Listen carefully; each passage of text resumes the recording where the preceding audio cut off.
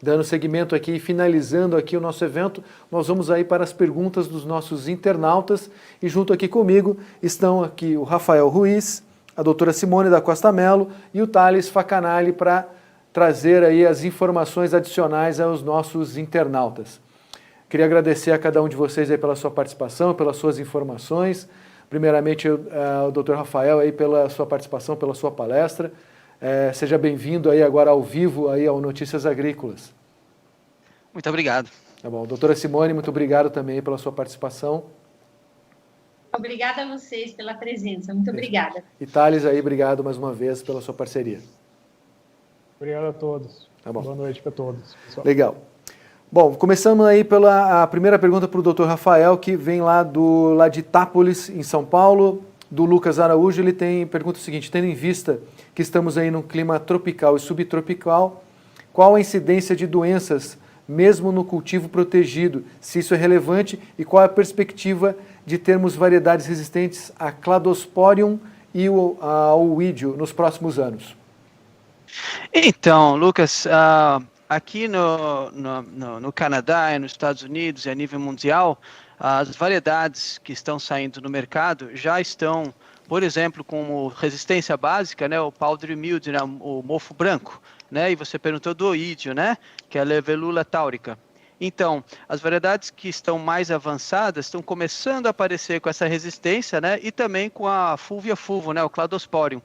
Então, nem todas têm, mas isso a gente chama de bônus, né, um extra, que se vier com essa resistência é bom. Como a básica, a gente está vindo com o mofo branco, né? Então, isso é um próximo passo, né, que vai acontecer e essas variedades novas eventualmente vão chegar aí no Brasil, né?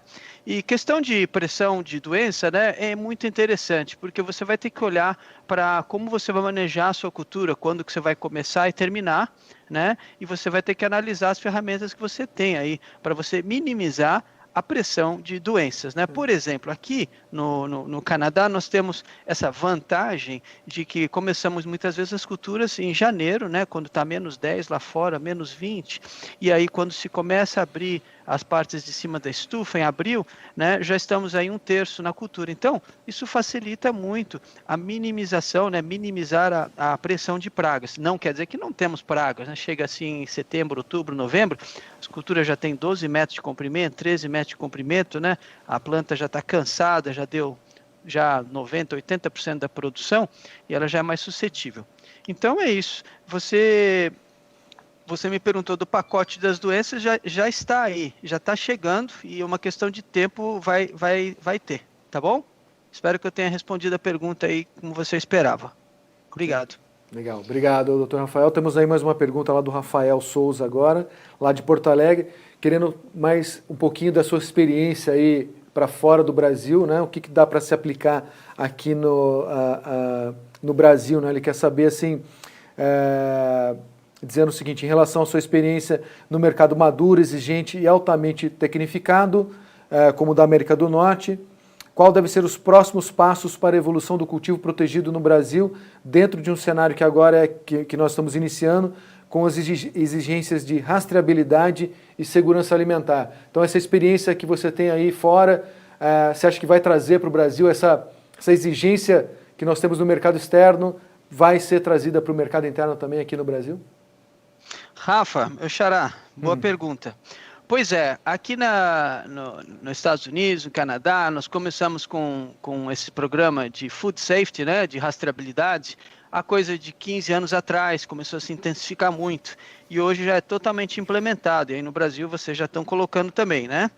Agora, é uma pergunta um pouco complexa, né? Isso vem muito ao encontro da parte da cultura, né, de como você vai se diferenciar e você vai ter uma cultura, você vai transmitir a ideia de que você tem que valorizar o seu produto da estufa versus o produto do campo. O Brasil, como sendo um país de tamanho continental e de vários climas que vão estar variando para você poder produzir tomate em várias regiões, você vai ter a mesma essa competitividade com o tomate do campo.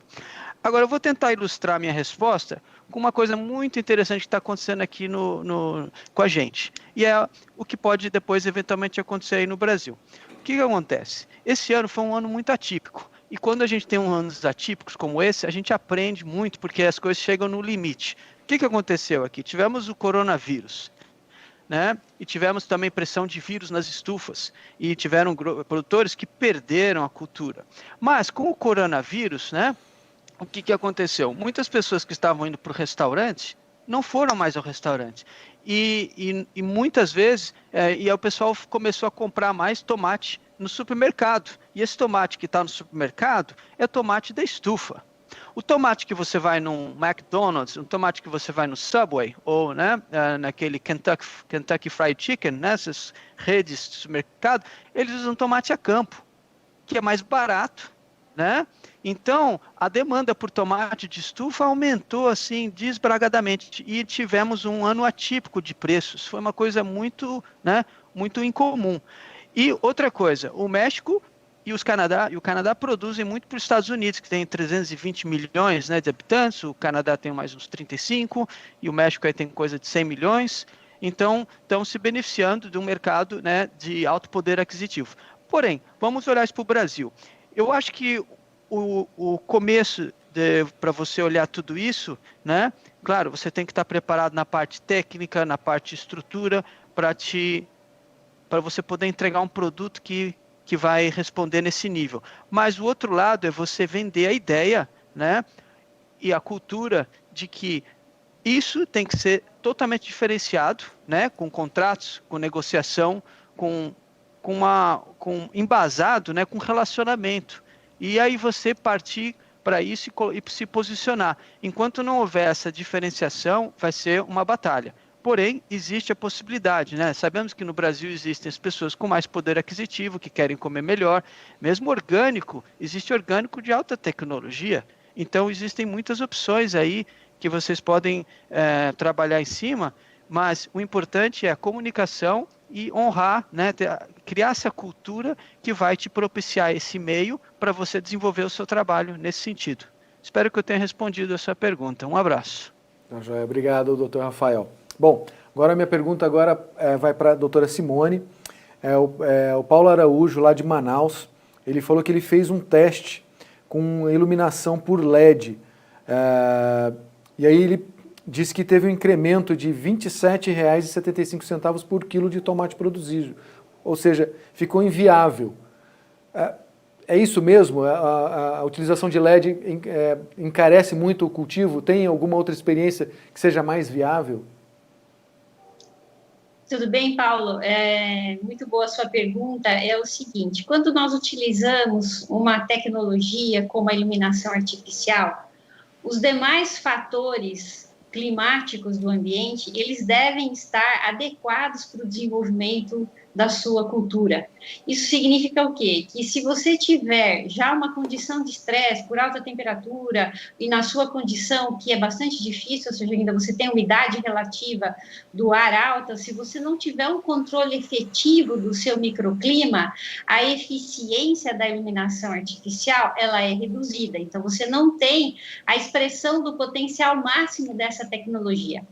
Ela só vai se expressar se os outros fatores ambientais estiverem adequados. Então, é muito comum um produtor usar uma tecnologia, mas os demais fatores, eles estão sendo decisivos no aparecimento de distúrbios fisiológicos, no aparecimento aí, realmente de deficiências nutricionais, no desequilíbrio, na verdade, provocado por esses fatores. Então, é muito interessante que quando a gente vai usar uma tecnologia, nós adequamos essa tecnologia a realmente uma condição que vai proporcionar esse ganho positivo. Então, veja, aqui nas nossas estufas, que eu tenho estufas climatizadas, eu consigo ter ganho de 20%, 30% de produtividade, aonde a aquisição e a implantação dessa iluminação artificial, o custo de manutenção realmente da energia elétrica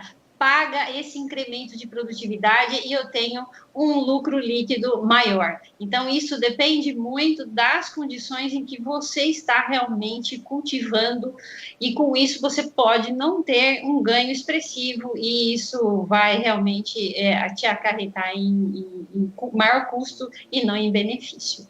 Legal, então quer dizer que existem testes, existe possibilidade sim de você incrementar aí o cultivo com luzes artificiais que vão ajudar o produtor, né? Tem que buscar essas informações, Sim. né?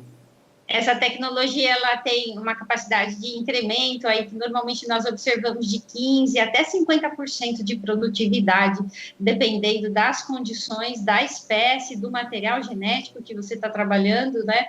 E da região que você está cultivando. Perfeito, muito obrigado. Temos aqui mais uma pergunta agora da Clara Nunes, aqui de Campinas. A pergunta é como os bioestimulantes podem auxiliar as plantas a suportar o estresse causado por altas temperaturas nesse ambiente tropical do Brasil. O que acontece é que as plantas, naturalmente, elas produzem radicais livres. Só que em condições adequadas de cultivo, esses radicais livres, eles são combatidos pelo sistema de defesa, tanto antioxidante, né, como sistema de defesa provocado não pelas enzimas antioxidantes, como os compostos que eu apresentei. Então, o que acontece é que quando você está numa condição de estresse, ou seja, temperatura elevada, ou estresse hídrico, ou um estresse salino, a planta produz maior quantidade de radicais livres. E se esses radicais livres eles não forem combatidos, o que eles provocam? Eles podem provocar uma série de danos. Danos no DNA, no RNA das plantas, né, das células, podem provocar desnaturação de enzimas, podem alterar a permeabilidade das membranas, podem afetar o sistema fotossintético, o transporte de elétrons, que é fundamental para que ocorra a conversão da energia, né, energia solar, em energia química, ou seja, a produção de carboidratos que a sua planta vai utilizar tanto para o crescimento vegetativo quanto para o crescimento reprodutivo.